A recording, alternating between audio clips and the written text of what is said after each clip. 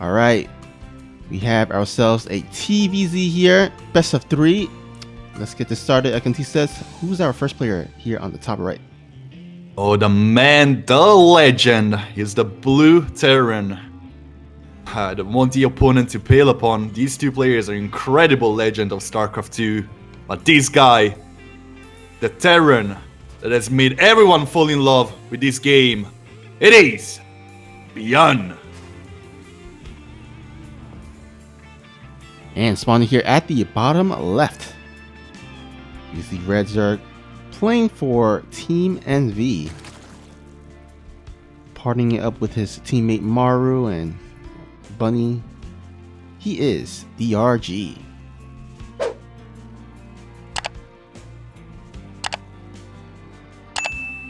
So of course these two players are some of the OG players here, kind of the more old school or old school players. They've been playing this game for like so many years. Both these players of course has gone to the army and done their military service and has come back and with a bang as well. And so it's always great to see these two players and match up. Absolutely, it's amazing to see those two players do so incredibly good lately, and it really feels a shame to see BYUN sometimes underperforming due to some physical injuries. But these two players just are incredible. They're eternal players. They're just the reason why this game is so incredible, really, compared to most other esports, in my mind. These two players came back from the army, and they are both competing still at the highest level. I think they're almost at their 30s, both of them, and that's just outstanding. Yeah, remember back in the day where like being 30 was like you're an old man in StarCraft. Because you know back then it's like you needed to be young to. Usually the younger players would be the one that would dominate the game, and so once you get to like 25 to 30 years old, like you were considered like a grandpa, and but then of course over the years it seems like the age, I guess the age cap or limit has gone up in terms of what's considered old. And you know, of course, we see in Brood War, we see like legends like Flash, Jaedong. Yeah, they're like still great at the game even in such an old age. And so, of course, that kind of I guess that I wouldn't say rumor, but that I guess that what do you call it? Like a can't find the words for it, but you know what I mean. Like I guess the talk that you can't compete at a high level. You can't compete, yeah. Once you get back at the old age, and that's completely false. Yeah. And it really makes, like, I do think at players that have gone into the military recently, like Classic, Gumiho, Hero, Su, like all these players might come back one day and they will be as strong as these guys. I really hope that will happen, because I can't wait for those players to be back and to show us that StarCraft 2 is a game about your brain and not about your age. Oh yeah, for sure. I mean, Su, you know, he was my personal favorite StarCraft 2 player before he, of course, went off to the military. Gumiho, one of the, I guess, the only Terran player that goes for or utilizes mech at a high level. So my favorite Terran of them all, yeah. Like those 4 players are all amazing in their own unique ways. Hero, such an underestimated player. Classic, just a legend. Su, yet of the same, like the second best player in the world forever. And then you have, of course, Gumiho, which is just this crazy mech player. And talking about mech, we do have Blue Flame for those aliens for BYUN. Ooh. Do we have armory here out on the map? Nope. No, because it's a Hellion Steam Marine kind of push. That is unique. 2 factories, no starport.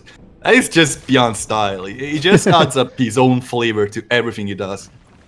Alright, BYUN is going to go ahead and dive on in here, and the Queen's a little bit out of position, but these Lings are going to trap a lot of these Hellions at the ramp area, but they will go ahead and push it through. Nice evolution chamber block there. Oh, Blue Flame Aliens will deal a lot of damage to these drones once they get on top of them, but the Queens are just gapping them right now. It's so devastating for BYUN actually, getting only 5 drones out of such a commitment. And so many aliens are falling one after the other. Beautiful micro by DRG, who's just incredibly good at using his Zerglings.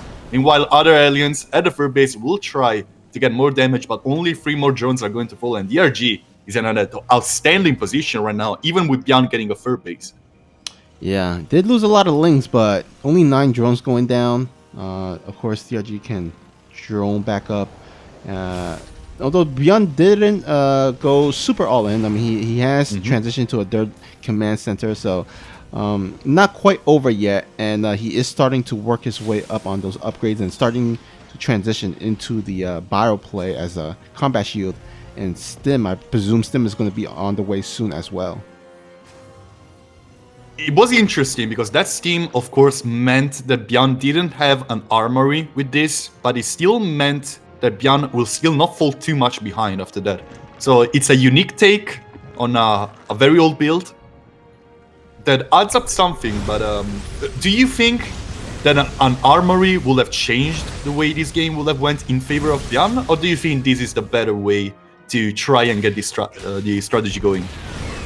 I feel like the armory would have been allowed BYUN to able to deal with the queens, and you know the Hellbats. Like once the Hellions got into the mineral line, they could actually turn into Hellbats because once the the Hellions turn into a Hellbats, like Lynx can't really deal with them, right?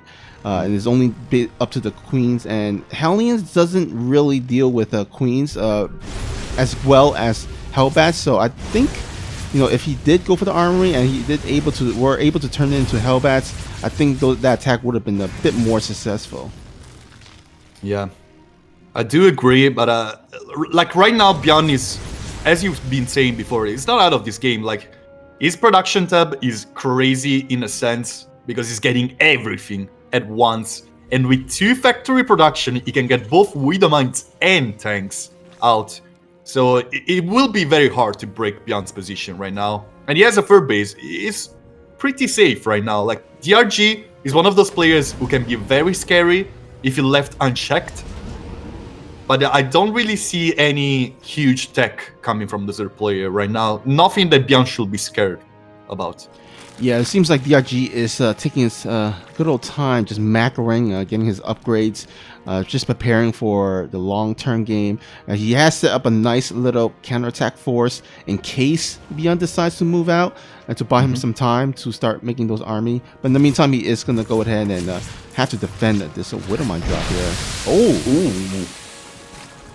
Yeah, that was a huge hit. Yeah, nice, decent hit, actually. Wow. BYUN really getting good scouting information, getting good damage. 10 drones falling. Whoa, whoa, whoa, whoa, whoa, whoa, whoa. Yeah, that's a lot of damage. Oh, yeah. Another Widowmine burrowed over here. We'll get on top of the drones, and it's more kills. 16. Oh, wow. Damn. I do feel like that's a little bit of a mistake on the side of DRG more than BYUN just playing this perfectly. Like, yeah, okay, BYUN did a great Widowmine drop. But this late in the game, you expect the Zerg player to actually fare a little bit better against it. Oh, the wall is open! Oh. Oh, yeah, Bane leans. Oh, no! No! That was so close for being a disaster. It still is kind of a disaster, but... It could have gone worse, definitely. Yeah, definitely. Alright, so far BYUN holding his own. Again, this could have definitely gotten a lot more worse, but considering that BYUN has hold and still relatively close in the worker count, as well as the army count, not too shabby of a defense here. Yeah, it's just a little bit of a setback for both players. Nothing really changing the pace of the game too much.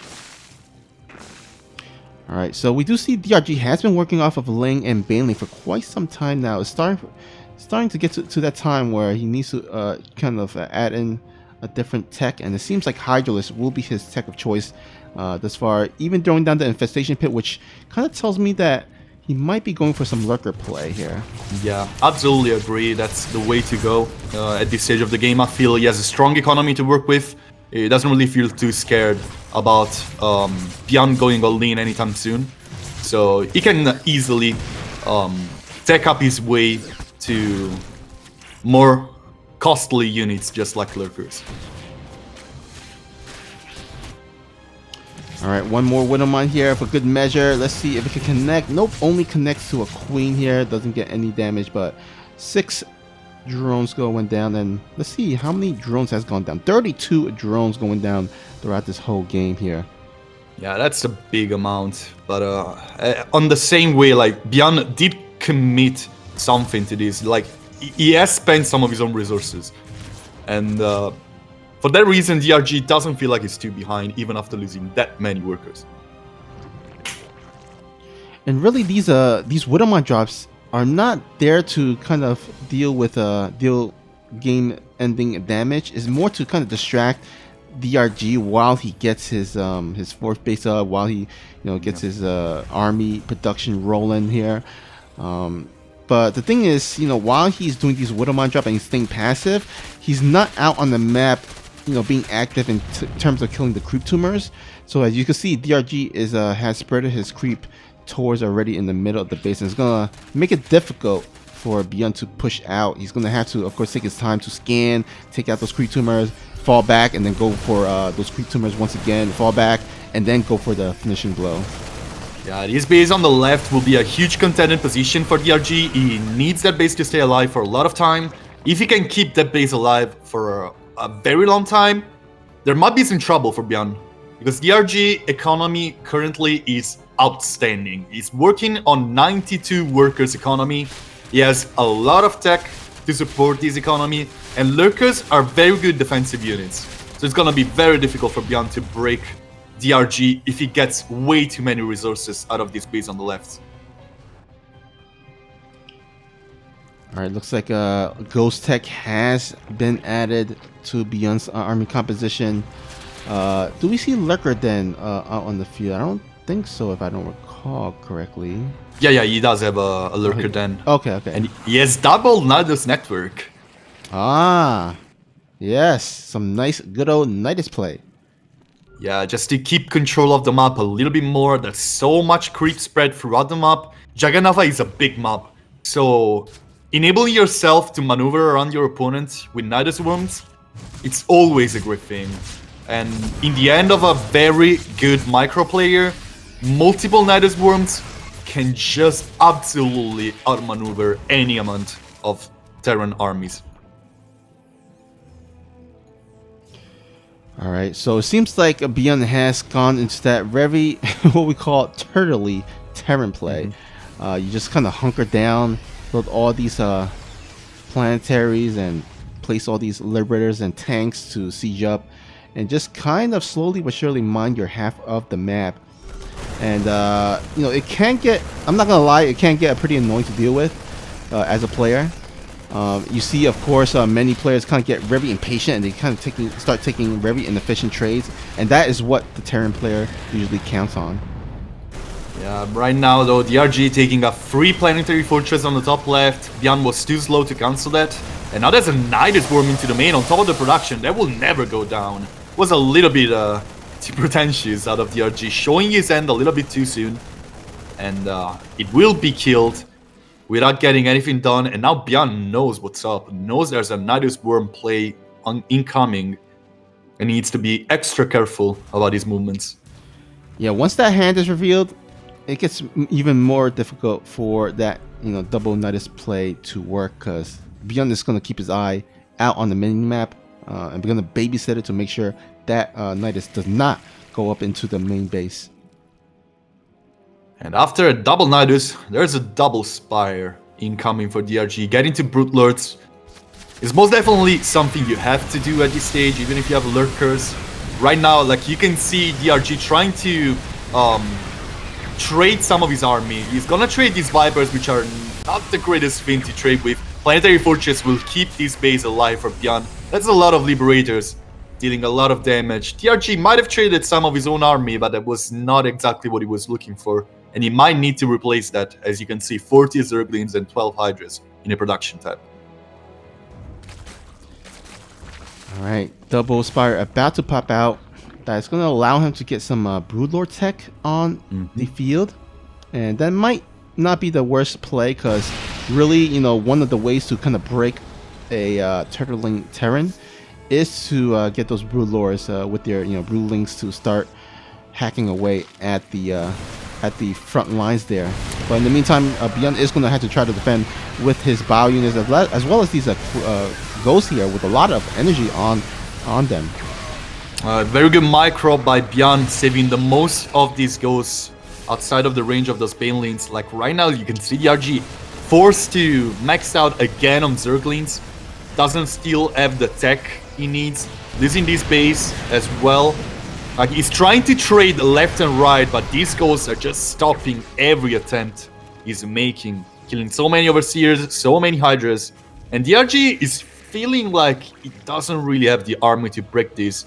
And right now, 10 Lurkers in the production tab, as well as 2 Vipers. Meanwhile, nukes are incoming, as well as a fusion core for BYUN. That's when you know we're getting to the late game.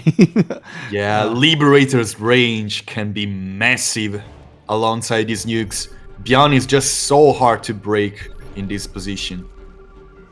Yeah, and the nukes, of course, does really well against the Lurkers. They had to force them to reposition. And then also, you know, if the Zerg player starts throwing down a bunch of Spore Crawlers to get into the late game with the Broodlords, then the nuke can also clear that out as well, or at least force them back. Yeah, and it also adds for the style points, right? Oh yeah, for sure. If you can win games with nukes, that is like one of the best feelings. I presume, because I don't play Terran, but I would expect that's a great way to win games. And that's also the worst way to lose games. Right now, BYUN sending SCVs to die to free up some supply space.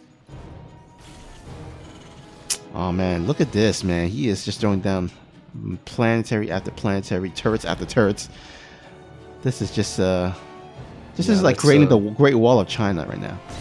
Yeah, but I do really feel like BYUN will run out of resources a little bit quicker than DRG. You can see the bank that DRG has been building upon is insane.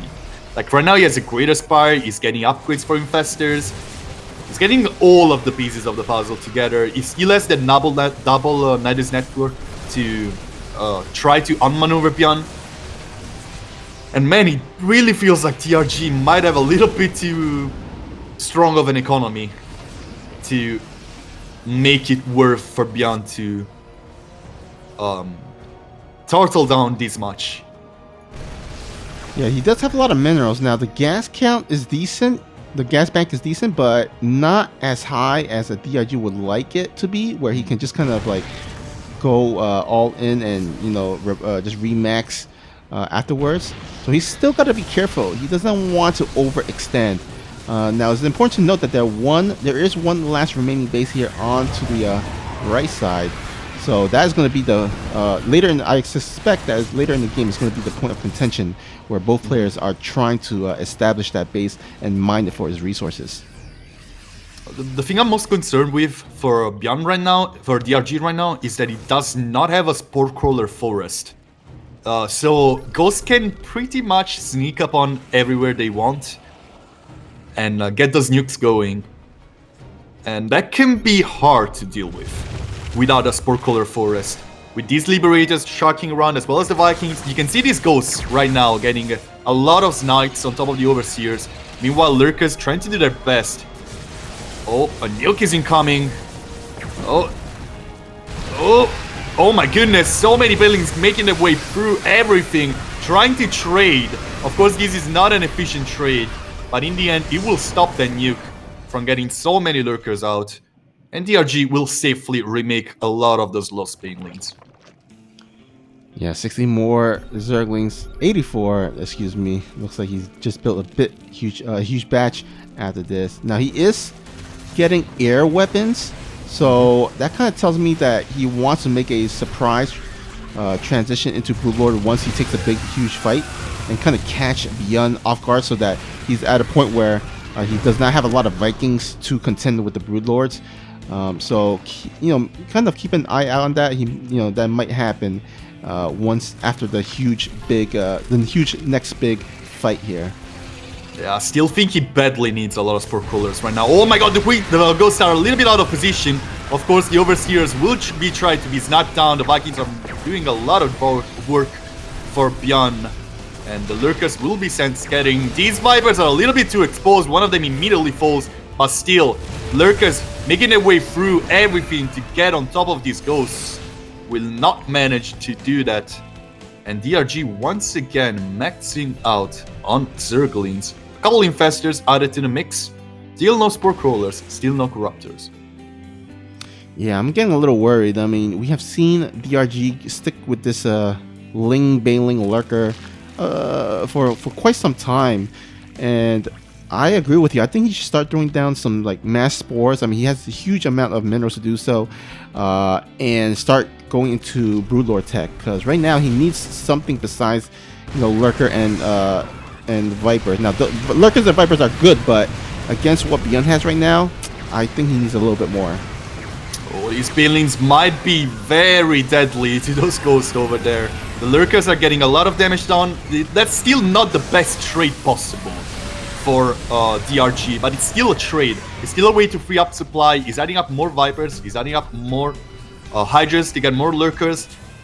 But as you can see on the minimap, like, DRG is slowly but surely losing ground. Like right now, BYUN has finally managed to take this base on the left side by clearing a lot of creep, and that will never happen with some spore crawlers on the map. Right now, double Nidus network in the main base of BYUN will be killed by the huge amount of production that the Terran has in his main. And DRG will try to take the base on the top right, finally adding some spore crawlers to the middle. But in the end, I don't really know if DRG still has a lot of ground to work with. Very much of the creep spread he had has been set back by BYUN's missile turret, planetary fortress, tanks, and liberators spread around. Well, it's going to really come down to the engagement, I would assume, because right now, I think both players just kind of trying to see if they can find an opening, a vulnerability, trying to exploit it. And it looks like DRG might want to go ahead and dive in here, but there's a lot of tanks on the backside. Ghost reinforcement will arrive, and that is going to shoo away DRG's forces. But again, DRG getting a nice little bank there for the past couple of minutes or so, and that's right side base is going to be so important, because DRG throughout this whole game has been doing better in the economy, and he has been trading. He's been losing a lot more than BYUN. So if he can kind of establish that base, he can be a little bit more inefficient going forward if he wants to. Yeah, these ghosts can get nowhere near those lurkers. They can get a couple snipes, but still this base is up and standing. And now a lot of corruptors have already been made, not yet turned into broodlords. There's a nuke incoming from BYUN. I'm actually surprised to see these few nukes being used by BYUN. I probably would have liked him to try to drop many more nukes, but without spore crawlers, probably there's not much needed use for those nukes. But now 12 broodlords are out, and finally more and more spore crawlers have been made by DRG, who is setting them exactly where he wants them, on the right side, to defend the base you were talking about. That's so important, and there's gonna be such a pivotal point of contention between those two players. Yep, BYUN did, of course, scan right there, as you can see, and was able to scout the broodlords. And you can see right now, immediately including or making in the production doors. The door does so well against broodlords, and that is a nice choice for BYUN there. But he is going to go ahead in the meantime try to take down this base here on the right side. But broodlord force has arrived. Yeah, there's not much to work against the ghosts though. So many snipes are going one after the other. The infestors are gonna be completely annihilated by one good EMP. But is it gonna be enough? No, it's not, because a fungal growth goes on top of so many of the ghosts, so many of the medivacs. These broodlords are marching forward, doing a lot of damage. Yeah, BYUN doesn't quite have the large force of Thors yet to tank and shoot at the Broodlords at the same time. So he is going to have to fall back just a little bit at the fight area and start, massing up those Thors, start massing up those Vikings, and try to remake those lost ghosts here. You can see DRG not even mining a lot from this base on the right. It's so important just to stop BYUN from taking it, because BYUN is slowly but surely running out of resources. Like, you can see the gas income. Like, right now he has 200 gas, yes, but he has just 800 income against the almost 1.5k for DRG. He can easily replenish a lot of Ulst units. Like, these infestors are falling one after the other, but they're dropping fungal growths. They are allowing these Broodlords to get kills on top of the ghosts. And that's not a trade that BYUN wants to happen. Alright, looks like both of these guys are at a little bit of a standstill. Not sure when to fully engage. BYUN, though, actually doing a nice job taking care of some of, or at least one of the bases here on the right side with the tank. Really, tanks at this point, not like the most important thing. So even if he loses them, it's okay, because the main force here is onto this left side with the Ghosts, with the Thors, with these Vikings. It was an horrible trade for DRG. It's looking so much for so little. EMPs are just annihilating DRG right now. These Vipers without energy and these Infestors without energy are just completely useless. And you can see the Broodlord army destroyed by these ghosts. They're out of energy at last, but DRG just has so little to work with. There's no lurkers on the ground. 5 of them are being produced and 98 Zerglings in the production tab alongside these 6 Infestors. But DRG's bank has dropped so quickly from 7k and 5k to 3k and 2k. Like, this is crazy. DRG has took such an horrendous trade, losing all of his Spore Crawlers, losing many of his Infestors, almost all of his Broodlords, and BYUN will try to establish the base on the right. Meanwhile, DRG doesn't want that to happen. Blinding Clouds dropped on those missile turrets. The Planetary Fortress is under attack, but there's too few units to deal with that. DRG takes yet another horrendous trade, and BYUN will make him pay for that by forcing more of these Crypt Tumors behind. Yeah, meanwhile, he is, like you said, establishing that right side base, and that is going to be so important because right now BYUN has a lot of minerals, but not a lot of gas. And so every Vespene Geyser out there is so crucial, and that's going to allow him to mine a bit more gas for those very important army, such as the Thors, such as maybe even battle cruisers. Will we see battle cruisers? I don't quite think so, but he at least have the Vikings and Thors to deal with the Broodlords. I think DRG is basically at his last breath right now. He just has lost so much of his bank. Like, right now he doesn't have the minerals to work with. He does have the gas, but he doesn't have the minerals, which is kind of crazy in this late game scenario. It means he has mined so much on his side of the map. He has used so many of his resources to no amount. BYUN turtled perfectly this game, stopping any attempt from DRG to get control of his own side of the map. And now DRG is set back in a very dangerous position. Yeah, he has definitely played this turtle game to a T. And right now, he is going to go ahead and slowly kind of allow DRG to kind of run out of resources. As you can see, no more minerals at all for DRG. He still has a 1k gas bank, but again, there's no more mining bases out here left for the Zerg player. DRG manages to cancel the nuke from BYUN with these Spore Crawlers' help, but still he's been losing few units throughout this trade, and those units are irreplaceable at this stage. Beautiful Blinding Cloud going on top of all of the doors. That's a beautiful engagement for DRG. Here comes the Nero Parasite on top of the forts, but it might be too little, too late. Broodlords making their way through everything. The Vikings not winning the fight against these Corruptors. The doors are finally free from the Nero Parasite, but there's so many Broodlords out. What a trade for DRG. Finally setting BYUN a little bit too behind. But these Infestors are out of energy now, and that means DRG has to retreat. The Corruptors army still up and standing. Beautiful EMP from BYUN, getting all of the spellcasters for DRG. Doors are still up, and that's all that BYUN needs. game number 1 will go in favor of the Terran. All right, we are back here for game number 2. And let's see how, if BYUN can close out, or will DRG has an answer to BYUN. We're in the bottom right-hand corner, where the red Terran is currently spawning. Can he make it 2 in a row after such a huge game? He decides it's time for proxy. Makes a noise for the man, the legend, BYUN. And spawn here at the top left.